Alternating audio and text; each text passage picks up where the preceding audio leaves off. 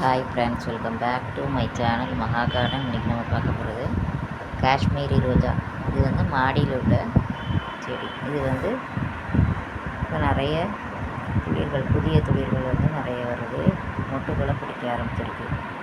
இது கூட ஏற்கனவே ஒரு தக்காளி செடி இருந்ததுனால இதில் வளர்ச்சி இல்லாமல் இருந்துச்சு கொஞ்ச நாளைக்கு. இப்போ அந்த இதை எடுத்தோடனே, செடியை எடுத்தோடனே இப்போ நிறைய மொட்டுக்கள் பிடிக்க ஆரம்பிச்சிருக்கு. பாருங்கள், இதில் வந்து மொட்டுகள் இருக்குது பாருங்கள். நிறைய புதிய துளிர்களும் வர ஆரம்பிச்சிருக்கு. ஆனால் எங்கள் ஊர்லலாம் மழையே கிடையாதுங்க. பயங்கர வெயில் அடிக்கி, ஒரு சாரல் மழை கூட கிடையாது. வெயில் வந்து ரொம்ப அதிகமாக இருக்குது. அதனால் பாதி செடிகள் வந்து கருகி போகிற நிலமையில் இருக்குது. மழை வந்தால் மட்டுமே செடிகள் வந்து பிழைக்க வாய்ப்பு இருக்குது. இது வந்து ஞாயிறுவி செடி. ஞாயிறுவி செடி வந்து ஏட்டமிந்தி இருந்துச்சு. இப்போ வந்து திருப்பி அதை விட தன்னாலே வந்திருக்கு. இதில் வந்து அந்த ஞாயிறுவின் கதிர் சொல்லுவாங்கள்ல, அந்த கதிர் இன்னும் வர ஆரம்பிக்கல. நிறைய புதிய பிரான்ச்சஸ் வந்து நிறைய வந்திருக்கு.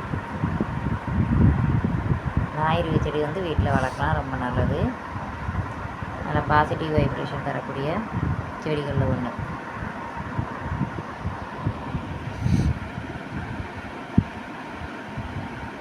ஒரே ஒரு செடி தான் இருக்குது நம்மகிட்ட. இது வந்து பன்னீர் ரோஜா. கொத்து கொத்தாக பூக்கள், அதாவது மொட்டுக்கள் வைக்க ஆரம்பிச்சிருக்கு. இப்போ லைட் ரோஜா வந்து ரொம்ப நாளாக பூக்காமல் இருந்தது.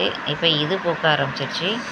அந்த டார்க் பன்னீர் ரோஜா, பிங்க் பன்னீர் ரோஜா வந்து இப்போ வந்து பூக்க மாட்டேங்குது. அதாவது இலைகளுமே கருகி போகிற நிலைமையில தான் இருக்குது. இது ஃப்ரெஷ்ஷப் ஆகிட்டு அது கொஞ்சம் ஸ்லோவாக இதாகிட்டுருக்கு. இது வந்து டபுள் கலர் ரோஸ். இதில் எக்கச்சக்க துளிர்களும் மொட்டுகளும் நிறைய வச்சு டெய்லி ஒரு 2 பூ அதுவில் பூக்க ஆரம்பிச்சிருக்கு. இது நித்திய கல்யாணி பூ. நிறைய நித்திய கல்யாணி பூ செடி இருக்குது நம்மகிட்ட. ஒரு 4 செடி இருக்குது. சின்ன சின்ன தொட்டிகளில் தான் இருக்குது.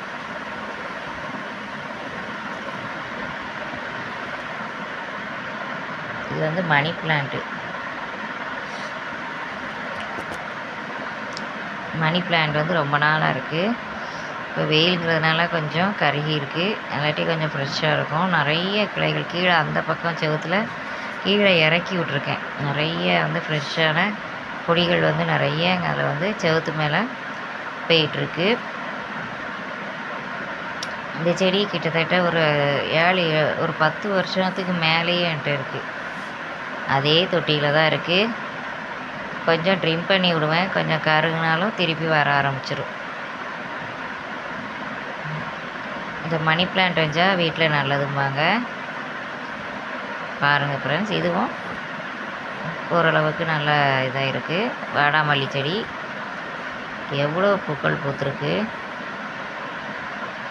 ஏகப்பட்ட பூக்கள் பூத்துருக்கு. இதில் செடியும் நல்லா உயரமாக வர ஆரம்பிச்சிடுச்சு. நல்லா ஹைட்டு கொடுத்துருக்கு செடி. இப்போது பூக்களும் நிறைய இப்போ பிடிக்க ஆரம்பிச்சிருக்கு. வாடாமல்லி செடி எவ்வளோ ஃப்ரெஷ்ஷாக இருக்குது பாருங்கள். எப்படி கலர்ஃபுல்லாக இருக்குது. நல்லா பிங்க் கலர், அதாவது நல்லா டார்க் பிங்க் கலரில் இருக்குது. உரச்சாக்கு பையில் தான் இந்த செடி வந்து இருக்குது. எவ்வளோ ஹைட்டுக்கு போயிருக்கு பாருங்கள். பக்கத்துலேயே கத்திரிக்காய் செடி இருக்குது. அது வந்து வயலட் கத்திரிக்காய் கொத்து கொத்தாக காய்க்கும். அந்த செடி வந்து வாடாமல்லி செடிக்கு பக்கத்தில் இருக்குது. இது வந்து வெள்ளை அரளி. வெள்ளை அரளி வந்து ஏகப்பட்ட பூக்கள் பூத்துக்கிட்டே இருக்குது. நிறைய மொட்டுகள் பிடிக்க ஆரம்பிச்சிருக்கு. இதில் காய்கள், அதாவது விதைகளும் உருவாகி இருக்குது நிறைய. விதைகளை போட்டால் வருமா எனக்கு தெரியல. நிறைய அந்த சீனோரைக்காய் மாதிரி நிறைய விதைகள் வந்து வந்திருக்கு. வெள்ளை அரளி பூக்கள் வந்து டெய்லியுமே அறுவடை கொடுத்துட்டு தான் இருக்குது. நான் வந்து எடுக்கிறதில்ல. இன்றைக்கி வந்து அறுவடை வீடியோ போட்டிருக்கேன். இதுக்கு அடுத்தாப்பில் வரும் பாருங்கள். செடியுமே நல்லா ஸ்டெம்மெல்லாம் நல்லா தடியாயிருச்சு. இது குண்டு வெள்ளரி செடி. நிறைய புதிய கிளைகள் வந்திருக்கு. இன்னும் காய்கள் போட ஆரம்பிக்கலை. ஏற்கனவே இதில் 2-3 அறுவடை எடுத்தாச்சு. திருப்பியும் செடி வந்து நல்லா க்ரோத் ஆகிட்டு வருது. நிறைய கிளைகளும் புதுசாக வந்திருக்கு. பார்ப்போம் காய்கள் எவ்வளோ வைக்கிதுன்னு. நிறைய கொடிகள் பிடிச்சி மேலே போயிட்டுருக்கு. கீழேருந்து மேலே கொடியில் ஏற்றி விட்ருக்கேன். இந்த வெள்ளரி வந்து டார்க் கலரில் இருக்கும். குண்டு வெள்ளரி, அதாவது பஸ் ஸ்டாண்ட்லலாம் வைப்பாங்கள்ல, அந்த கூறு மாதிரி வச்சு பஸ்ஸிலலாம் போட்டுருவாங்க, அந்த வெள்ளரி இது. நல்லா டேஸ்ட் ரொம்ப அபாரமாக இருக்கும். சதைப்பத்தும் நிறைய, தண்ணி சத்து வந்து நிறைய இருக்கும் இதில். இது நான் விதை போட்டு வந்தது தான். விதை வாங்கலை, வீட்டில் இருக்கிற அந்த காய்கறியிலேருந்து பழுத்த விதையை போட்டது வந்துருச்சு. இது வந்து ரெட் கலர் ஊட்டி ரோஜா. இதுலேயுமே நிறைய துளிர்கள் எடுக்க ஆரம்பிச்சிருக்கு.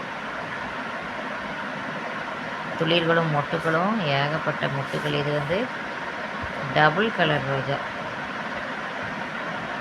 சிவப்பு ஊட்டி ரோஜாவில் இது டபுள் கலர் வந்து ஆரஞ்சு அண்ட் எல்லோ. ஏகப்பட்ட துளிர்கள் மொட்டுகள் வருது. டெய்லி பூக்கள் பூக்கும், 2 பூக்களாவது இது பூக்கும். நிறைய கிளைகள், பிரான்ச்சஸ் வந்து நிறைய இருக்குது. எப்போவுமே இந்த செடி ஃப்ரெஷ்ஷாகவே இருக்கும்.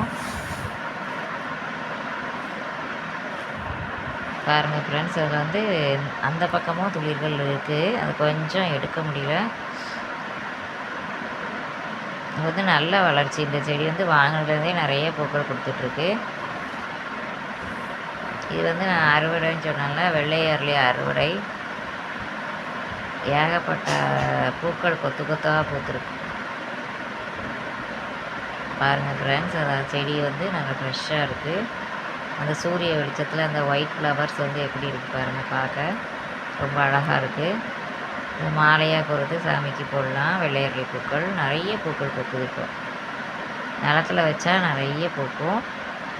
பாருங்கள், இதில் ஒரு மாலை கட்டுற அளவுக்கு, ஓரளவுக்கு, இல்லாட்டி கதம்பச்சரை மாதிரி கட்டி போடலாம், அந்த அளவுக்கு பூக்கள் இருக்குது. டெய்லியுமே பூக்கள் பூக்க ஆரம்பிச்சிருக்கு. கருவேப்பிலை செடி இது வந்து இப்போ கிள்ளி விட்டது வந்து ஃப்ரெஷ்ஷாக துளிர்கள் வந்துட்டுருக்கு. இதில் ஏற்கனவே நிறைய கீழே இருந்து பிரான்ச்சஸ் இருக்குது. கீழே உள்ள செடியில் வந்து ஒரே பிரான்ச்சில் தான் வந்துட்டுருக்கு, ஒரே தண்டில் தான். அது இன்னும் கொஞ்சம் பெருசானவுடனே கட் பண்ணி விட்டோன்னா நிறைய கிளைகள் வரும், புதிய கிளைகள். அது இலை வேணும்ட்டு கருப்பில் வேணும்னுட்டு அவ்வளோதையும் ஆஞ்சி வச்சுருக்கேன். செடி வந்து சின்ன செடியாக தான் இருக்குது. இது வந்து ஓரளவுக்கு பெரிய செடி. Okay friends, thank you.